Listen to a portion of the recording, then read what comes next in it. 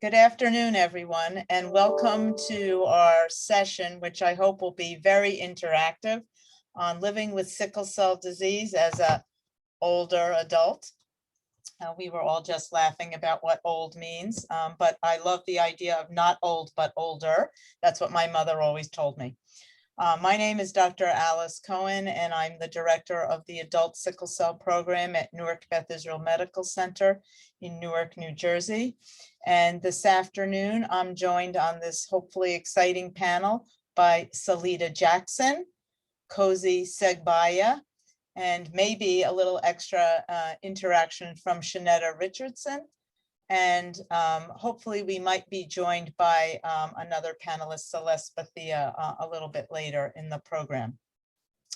So what I thought we would do today is I'd like to give you just a little bit of overview about aging and sickle cell disease for just 2 minutes. And then I'll ask each of our panelists to introduce themselves and say a few words about themselves. And then we'll start with a few directed questions and then open it up to any questions from the participants that we can help answer for you.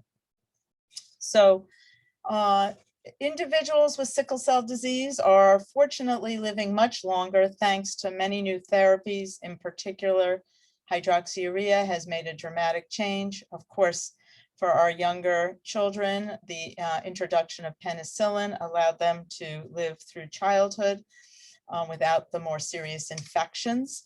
And now we have improved use of transfusion therapy with exchange transfusions and some new, very hopeful treatments that we hope will also impact on the lives of individuals living with sickle cell disease. So this means we need to focus as individuals live longer with sickle cell disease on some of the later complications of sickle cell disease, but also on the normal medical issues that can arise with aging, as well as preventive treatments that we would advise all older adults to pay attention to so they don't wind up with other medical problems that could either impact on their sickle cell disease or else impact on their lives unrelated to sickle cell disease. As a background, in a retrospective study that my group did a number of years ago, we looked at all patients over the age of 40 with sickle cell disease and tried to get an idea of the kinds of problems or issues that related to living with sickle cell disease as an older adult. And we found that about a third of patients had hypertension and chronic kidney disease. The hypertension was unrelated to the sickle cell disease. The chronic kidney disease could have been related to sickle cell disease or their hypertension. Quite a number of patients had pulmonary hypertension as well. Quite a number of patients experienced musculoskeletal issues, which range from pain to osteoporosis to avascular necrosis requiring joint replacement therapy.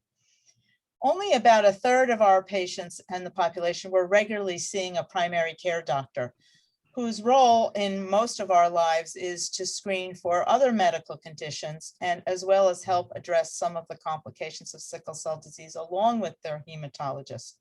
So screening for cancer, for instance, not all of our patients were getting regular mammograms as we would normally recommend from the American Cancer Society or the US Prevention Services. Not everybody was getting colonoscopy at the appropriate ages. And so this brought to our attention that we need to really remember to focus on the normal disease of aging, as well as make sure we partner with the appropriate specialists and primary care doctors to address complications of sickle cell disease that could impact certainly on quality of life as well as longevity. And so with that little bit of a background, I'd like our panelists to introduce themselves and tell us a little bit about their lives living with sickle cell disease, what kinds of things they do for a living, to let us know how they've been working with families as well. And then we'll open it up to some questions. So Salita, would you like to go first? Yes. Good afternoon. My name is Salita Jackson. I am 50 52 years old. I am currently retired, but during my career, I was a school counselor. I've been an elementary school teacher, and my last occupation was a licensed professional school counselor. A licensed professional counselor in the state of Maryland. I have sickle cell anemia, the SC type. I've been attending Howard University Hospital at the sickle cell clinic since I was a toddler. My brother and I have sickle cell. Our parents, my mother had the trait and my father had the trait. So my brother and I ended up with the disease. Growing up as a younger person, I did everything that anyone else would do. My brother and I would play sports. I did cheerleading. I was involved in clubs, and my mother made us do chores. Just the typical things that children would do, and they never discussed the sickle cell anemia as far as limiting us in doing any activities. Like I said, we did just about anything and everything that all of the other children did, except for when we were ill, we were in the hospital. And when we came out, we had to rest and recuperate. However, as I've gotten older, I've started to have more complications with sickle cell retinopathy that has to do with your eye. I've also had to have, a few organs removed, my appendix and things of that nature. And as Alice said, there have been some muscular skeletal issues that I've had where I had to attend physical therapy. But my parents, as I said, they did a great job. They were 16 and 17 when they had my brother and I. My brother had to have a hip replacement as a result of the sickle cell disease. When we were younger, we had to attend private school because we did miss a great deal of school having sickle cell anemia. But as a school counselor, I was able to help other parents of children that had sickle cell anemia with getting a 504 plan, which is a disability plan for children with sickle cell, as well as now they have home hospital health care, where that once you are released from the hospital, they will go to your home and you can get a private teacher until you can return to school. Additionally, I've been able to accomplish, even though I've had sickle cell anemia, I've been able to accomplish a lot of my career goals, such as I was a daycare director, an elementary school teacher, a school counselor, a licensed counselor. I've been able to encourage quite a few families and students with that have sickle cell anemia. And sometimes the issue can be the medical plan. In one instance, I had a student who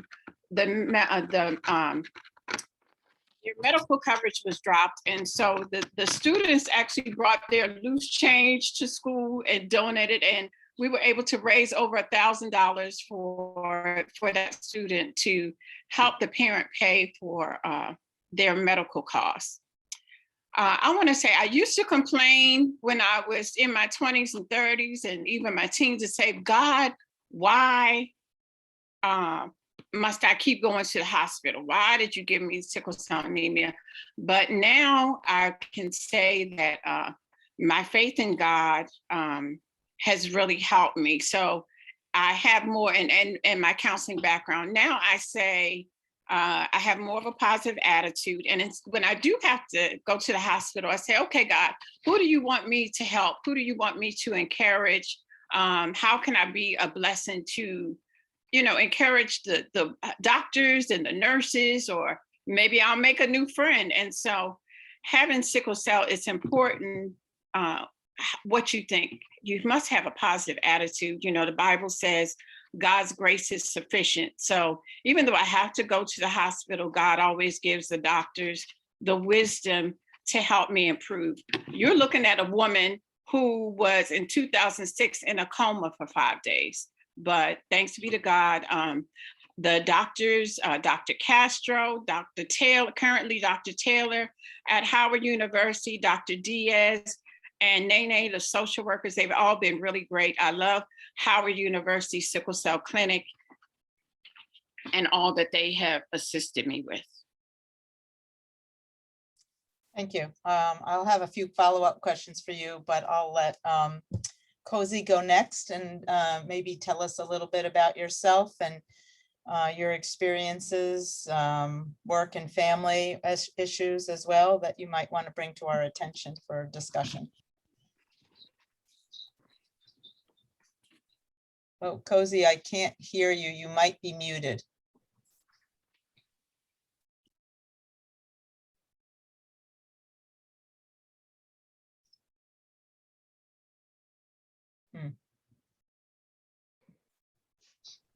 Patricia, can we help? Yeah, Cozy, can you check your mute? Or Your microphone? Lasan, are we able to unmute him? He was on before. Yeah, he was on before. He's not on mute. He's not on mute. I don't see the mute button icon.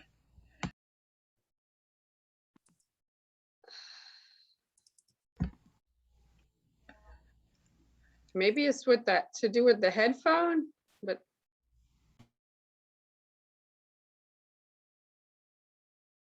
Yeah, it might be not Bluetooth.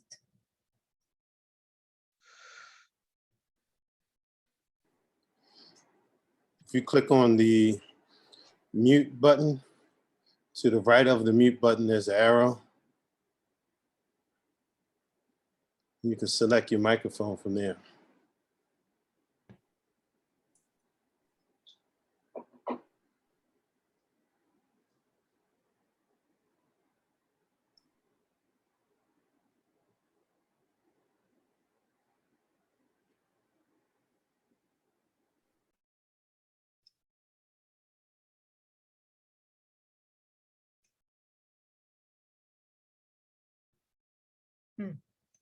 I know I heard him before, Patricia. yeah, when we logged on, we heard him. So Do you want, how about while he's trying to connect? yeah, why don't Shanetta, would you like Netta, you can give a brief. brief? Hi, everyone. My name is Shawnetta Richardson. I'm 42. I'm an adult with sickle cell disease, SS. Currently, I am a program analyst working at the Pentagon. I am also a founder of I Am Sickle Cell, and I'm on the board of directors for SCANCA, Sickle Cell Association of National Capital Area Incorporation. Growing up with sickle cell, I spent most of my time in a hospital. So I got my GED confined to a hospital bed. I also had my gallbladder removed, and I had a pituitary tumor. I just thank God that I don't look like what I've been through. Living, growing up with sickle cell, it put a lot of limitations on my life, so I wasn't able to do the sports or the extraneous activities, and I always had to stay dehydrated because it affected my body, and I ended up having multiple crises. Then I developed a lot of antibodies because I had so many blood transfusions during my childhood and young adult life. So now I have so many antibodies that, I have to get them matched every time that I have to get a blood transfusion. So that affects me as well. I've been in intensive care more times than I can count. But by the grace of God, that I'm still here, and that I have a positive attitude and motivation, because growing up with sickle cell is not easy. It takes a toll on your emotional, mental health, because sometimes you do question God. But like Salita said, I think God gave us this disease because he knew what we can handle. He said he's not going to give you more than you can bear. And even though that we have sickle cell disease, we are very talented, gifted in other areas where we're entrepreneurs, we're authors, we're educators. I also advocate for a lot of individuals with sickle cell as well as myself. I'm a voice for the ones that don't speak or can't speak. I'm a advocate. I go speak on Capitol Hill, Advocacy Day in Annapolis. I'm very involved in the sickle cell community. I'm on the board of directors with Skanka, so we started a sickle cell support group in this area. We also just initiated a prayer line because I think, sometimes we just need an outlet. And it's so many stigmatizations that's attached to mental health, like, oh, they may think I'm crazy. But as it was previously said, it's a coping mechanism. And then you have to learn how to deal with this disease. And my motto is sickle cell don't control me. I'm going to control it. So it didn't stop me from, pursuing my education. Like I graduated with my master's degree this year.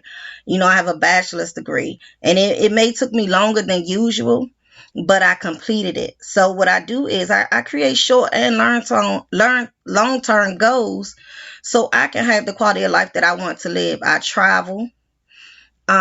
So it's just the positive mindset or the mindset that you have for yourself and the standards that you have for yourself to get you through this disease and the support system. And then also the support system, it takes a toll on your caregivers. It takes a toll on my mom. Like she cried when I was in a hospital and she blamed herself for a long period of time. And she was like, oh, it's my fault. But I grew up in the Washington, D.C. area, so I was born at Howard University.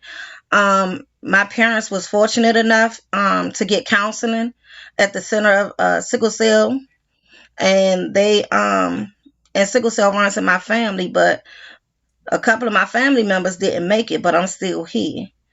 So, and I also had a bone marrow transplant that didn't work, but we go through a lot of challenges and health in our life, and it also makes us stronger and makes us stronger than most and have a high tolerance for pain to endure more than we were supposed to do. And yeah, so I just have a lot of challenges with that, not just with sickle cell, but just with life, period. Even growing up or dating, you still have to, talk about what sickle cell is because a lot of people are not educated on what sickle cell is or how it affects you. And most people, the first thing they say is it contagious? So I just do more educating and advocating because I think it's important to spread awareness and shine a light on this disease where, it can be cured soon. Thank you so much. I'll have some follow-up questions for you as well, Shanita. Cozy, do we hear you?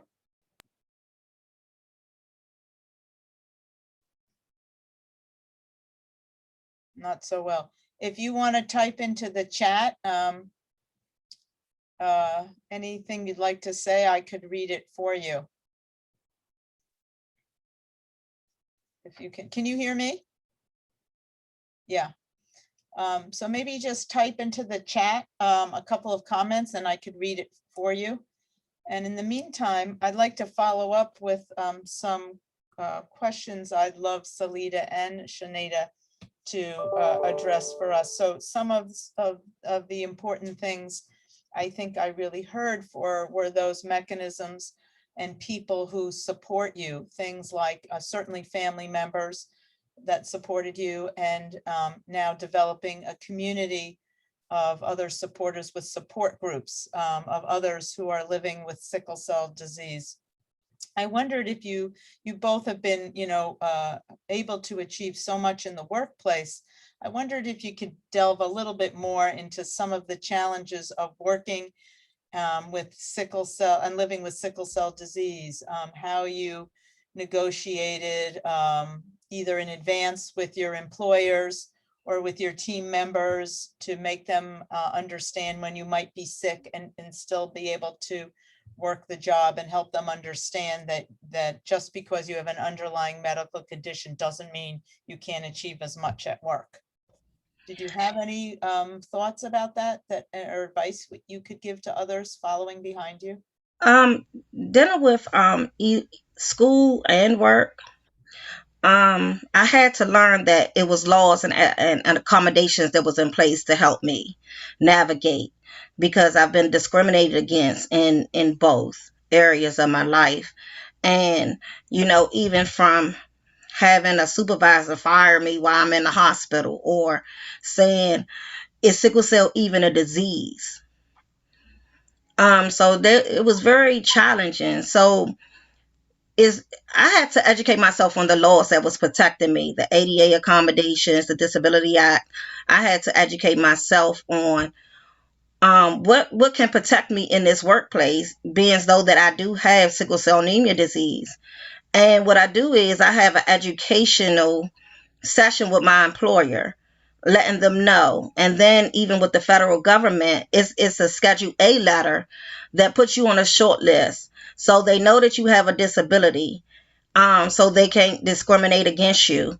And it so happens that I educated myself so much that I work in an equal employment opportunity office. So I can help others that have sickle cell disease or any other type of chronic illnesses or diseases that are challenging for them to work in the workplace, where they won't feel like they're being discriminated against, where they won't feel like they're in this by themselves, or they're scared to take off work because they don't know if they're going to have a job, because it's very challenging. But it's accommodations and it's laws in place to protect us. And if you educate yourself on those laws, you can navigate through the employment system differently, and to make sure that they are held accountable, that you are getting the support that you need without being discriminated against because of something that you cannot control. And even when it comes to my education, I talk to the disability accommodations office, and I make sure that my accommodations are in place prior to me starting school, and I stay on top of my email, me like, do my professors know? Because it's extremely hard for me, because with sickle cell, living with sickle cell is unpredictable. So you never know what's going to happen, or if you get up one day and then you feel okay, and then the next day you just feel like you're in so much pain, you're fatigued, you don't have any energy, you're having side effects from the medication, and we have to work. And then a big part is having a health plan in place that can help you function in your daily lives with the different medications that you're taking. Another question, and maybe Salida also could comment on this, or Cozy.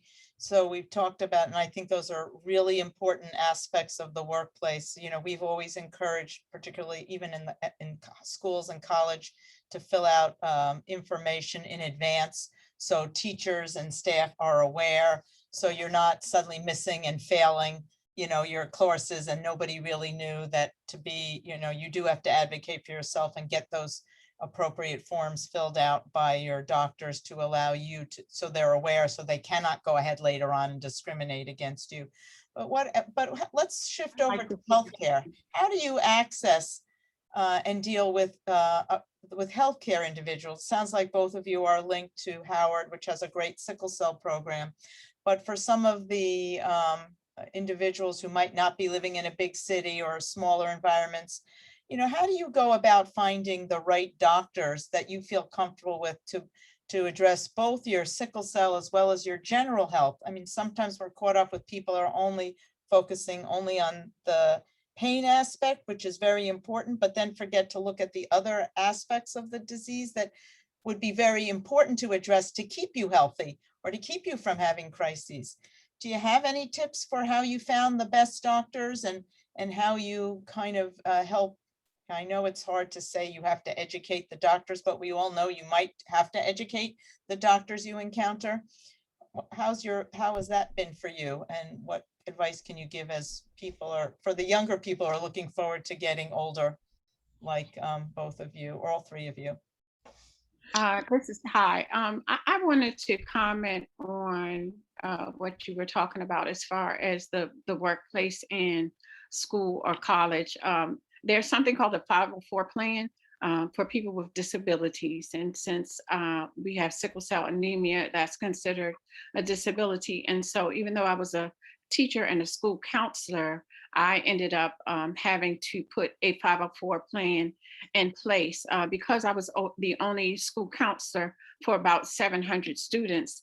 I was worked excessively to the point that when I retired, they hired 2 counselors and a behavioral specialist. So I was basically doing the work of 3 people.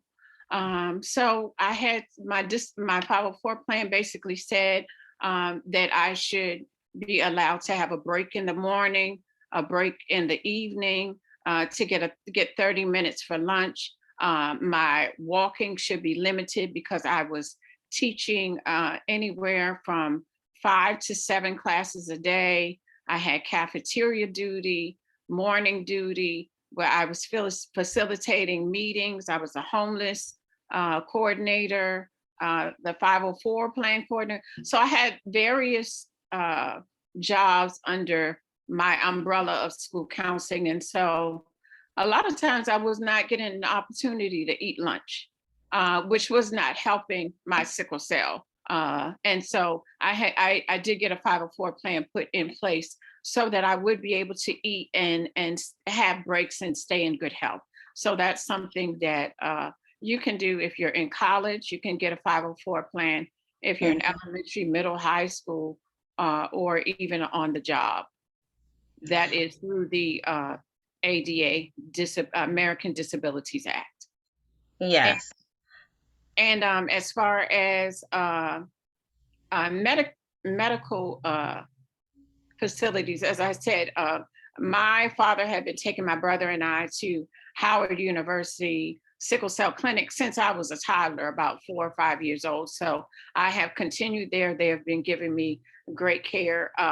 What I had to end up doing was when I retired was I applied for a disability, permanent disability.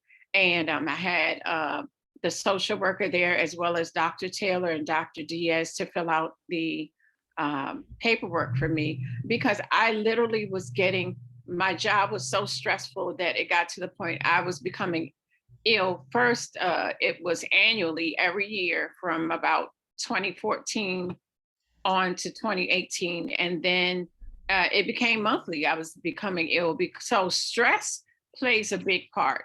So I applied for disability, and I already had Blue Cross Blue Shield care first. And then I was also, once I received permanent disability through social security rather, I was able to get Medicare.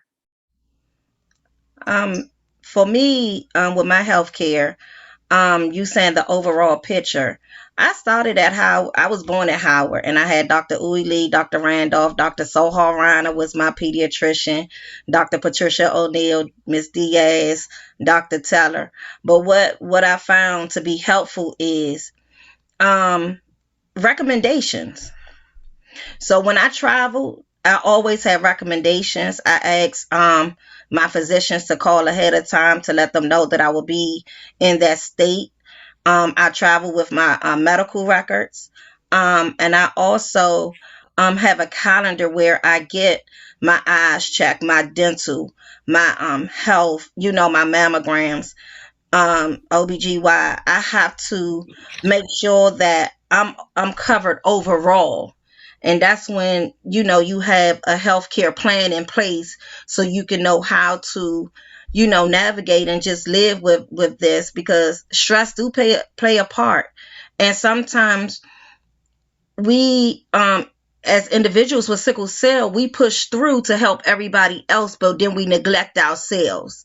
So in neglecting ourselves, that's why we forget to eat, because we're overcompensating, because we're feeling like we have to do more. and then we neglect ourselves in the process. So it's very important to have an overall scope on your health care, where you can get your mental health, your therapist. Like, you need to get everything that a normal person do, and you need to stay on top of it, because it's little amount of things that can be bigger in sickle cell, and it affects everyone differently. Yes, thank you. There's I a, would also say choose to be happy in life. Uh, Having a positive attitude is very important with sickle cell. You know, if you have the mindset, woe is me, why is this, have to happen to me? Why am I sick? Then that is, the cognitive behavioral therapy says your thinking controls your feelings, and your feelings control your behavior. So it's very important to have a positive attitude, and to try to do things like Shanetta said, to I like to travel as well. Take a little trip, or just sit out in the sunshine. Do things that is going to bring you some peace and give you some happiness. Just working all the time can be very stressful. So and you talked about the importance of family. I Having sickle cell anemia, I did have a child. He just recently passed at 31 during this COVID pandemic. But when I had him in 1989, I had preeclampsia, having sickle cell, and so. But he had been a support, my mom, my dad, my brother. So it's important to have family support to come and visit you at the hospital. People, friends to call you, to text you, to let you know that you're loved.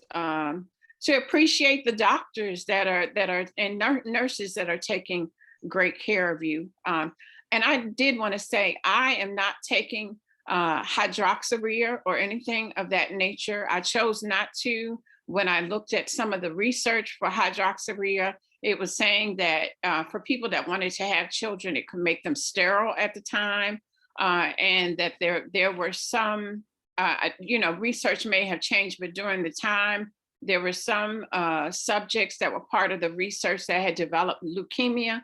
So for me, because don't have SS, I have SC, which is I guess I'm not in the hospital as often as someone with SC. However, I do have to take a multivitamin. I do get a mammogram every year. I have not gotten my colonoscopy yet because I had to get an EKG, but I will be doing that very soon.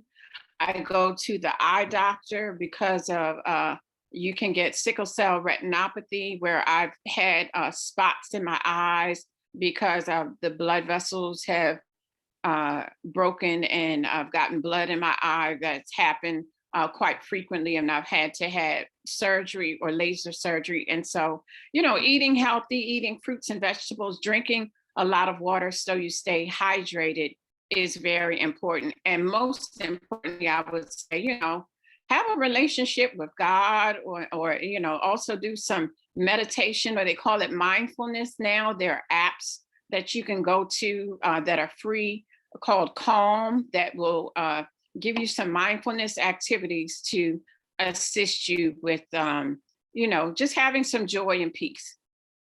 That's great. There's a couple of questions I'd like to just give the audience a chance to ask, and then we'll give a little synopsis. But before the questions, I would just like to say, so far, what certainly we can all learn from what we've heard so far is that it's great to make a healthcare plan with your doctors so that you stay on target with what is needed to be, and things are not missed, like your eye exams, like your dental exams, et cetera, et cetera.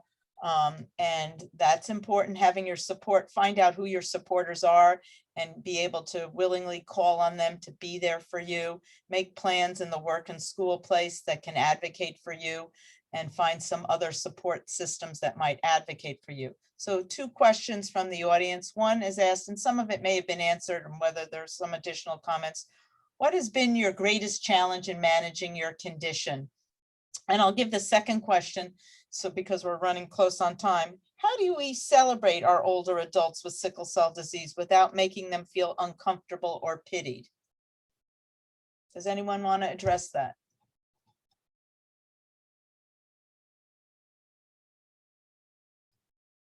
Okay, I'll speak. As I said, my biggest challenge, I think, is being an older person with sickle cell anemia.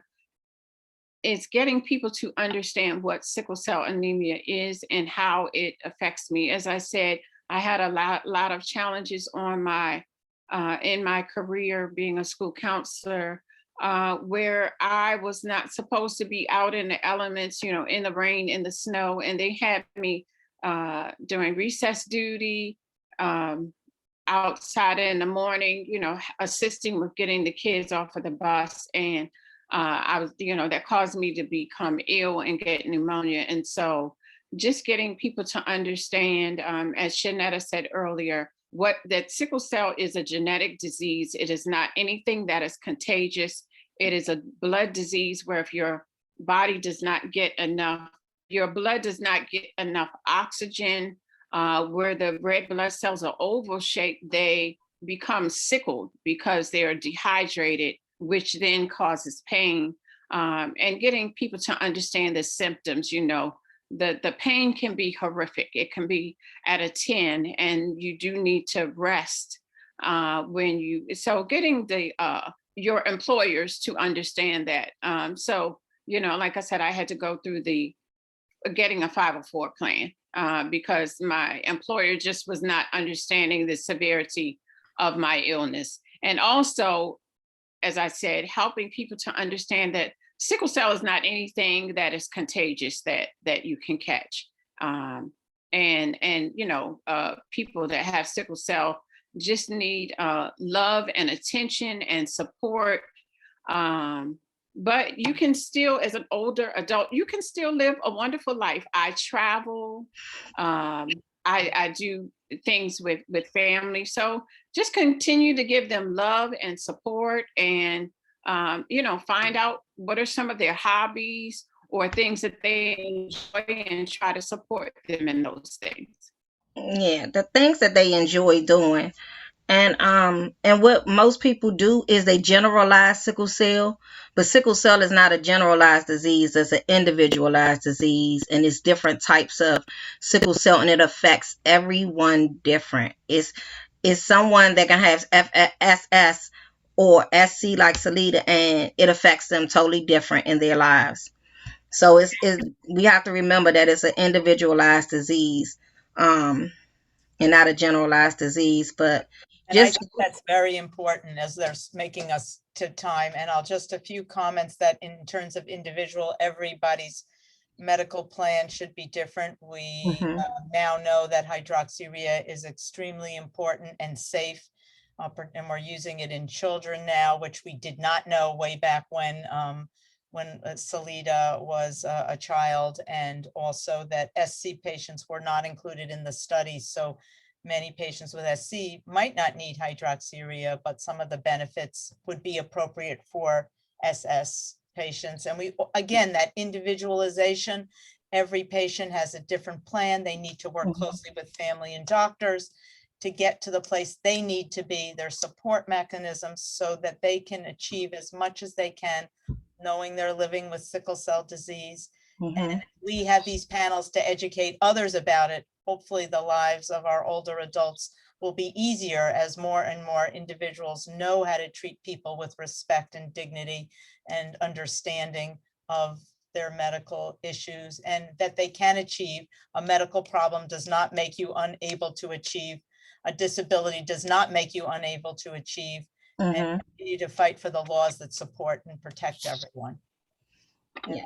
Dr. Cohen, I would also say it's important for people to keep up with the research that's going on with sickle cell. I know that there's the stem cell transplant, where if you have a sibling that does not have sickle cell, they may be a match for you to get stem cell transplant, which can get rid of the sickle cell. For me, I wasn't able to do that because my brother and I both have sickle cell anemia, but you know, stay abreast of the research, because there's a lot of positive research that is healing people of the sickle cell disease. Exactly. Yeah. And I took hydroxyurea as a teenager. I started as a teenager, and I have three daughters. Um, so you just stop your therapy during pregnancy, but I have three daughters, and I've been on hydroxyurea, and I also went through the bone marrow transplant, whereas my brother was my match, but it didn't work for me. However, I'm still here. Yeah. And we can be hopeful about all of the new Advances and medications. evidence and new medicines that will just, next year when we do this, we'll invite our even older 70-year-old sickle cell individuals to join us and tell us about their experiences. I think Patricia has told me we are out. Yeah, of we need to get over Okay. to the next session, which So I is want to thank my Sickle. panel. Thank you so much. It's made it really worthwhile to work with you. And Cozy, send us an essay about you and we'll share it with everyone because I know you have lots to say. Thank you, everyone, for joining us. Thank you. God bless. Bye-bye.